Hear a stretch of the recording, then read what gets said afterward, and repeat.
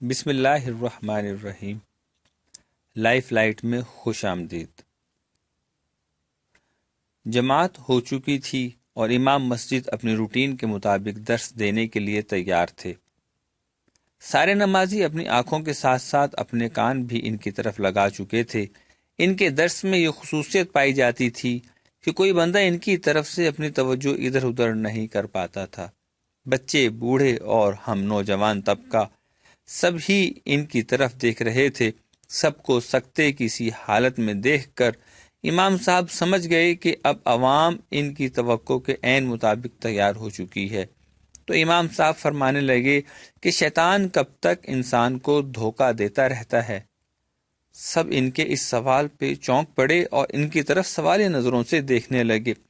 سب کو چپ دیکھ کر کہنے لگے، شیطان انسان کے آخری سانس تک اسی کوشش میں ہوتا ہے کہ اس کا ایمان سلب ہو جائے اور یہ جہنم میں چلا جائے۔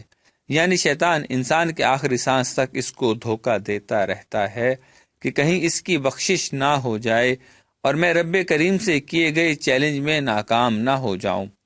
پر جب بندہ فوت ہو جاتا ہے تو شیطان اس سے ہٹ جاتا ہے کہ اب اس مرے ہوئے سے کیا دھوکہ کرنا۔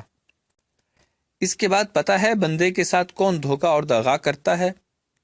ان کا یہ سوال بھی ہمارے لیے انوکھا تھا، لہذا سب ہی ان کے منہ کی طرف دیکھ رہے تھے کہ آپ خود ہی بتائیں۔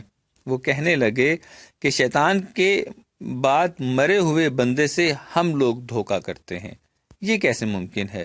ہم شیطان سے زیادہ دھوکے باز کیسے ہو سکتے ہیں؟ سب کے چہروں سے یہ سوال واضح طور پر پڑھا جا سکتا تھا۔ سب کے چہروں کو سوالیہ نشان بنا دیکھ کے کہنے لگے، جب بندہ مر جاتا ہے تو اس کے بعد ہم لوگ ہی اس کے ساتھ دھوکہ کرتے ہیں۔ جنازے میں بہت سے لوگ وہ کھڑے ہوتے ہیں جن کو نماز جنازہ پڑھنا ہی نہیں آتی، مگر کھڑے ہوتے ہیں کہ اب کیسے بھلا اپنے ماموں کے جنازے میں کھڑا نہ ہوں۔ لوگ کیا کہیں گے کہ سگے ماموں کا جنازہ نہیں پڑھا اس نے، کزن کا جنازہ نہیں پڑھا اس نے۔ لوگوں کی باتوں اور طنز سے بچنے کے لیے ہم لوگ مرے ہوئے سے بھی دھوکہ کرنے سے باز نہیں آتے۔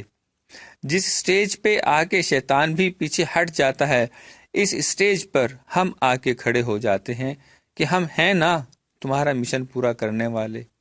ہم کیسے مسلمان ہیں کہ انگریزی کے بڑے بڑے مضمون یاد کر لیتے ہیں، فلموں کے گانے پل بھر میں یاد کر کے گنگنانا شروع کر دیتے ہیں،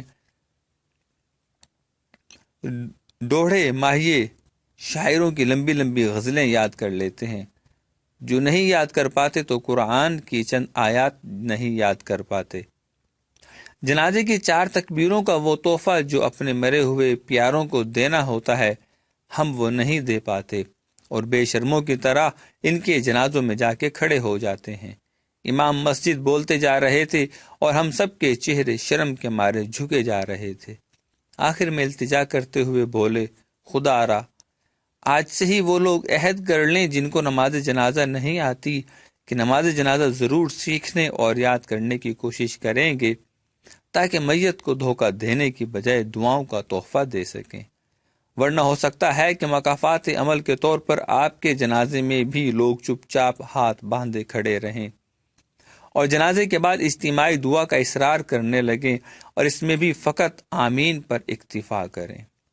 درس ختم ہو چکا تھا، سب دعا مانگ کے مسجد سے نکل رہے تھے، لیکن سب کے چہرے یہ گواہی دیتے جا رہے تھے کہ ہم نماز جنازہ ضرور یاد کریں گے اور ہم ہرگز ہرگز شیطان سے بڑے دھوکے باز نہیں بنیں گے۔ اللہ تبارک و تعالی ہم سب کو اپنی رحمت میں رکھے، اسلام پر زندہ رکھے، ایمان پر موت نصیب فرمائے۔ ہم امید کرتے ہیں کہ آپ کو یہ ویڈیو پسند آئے گی۔ کامنٹ سیکشن میں اپنی رائے کا اظہار ضرور کیجیے۔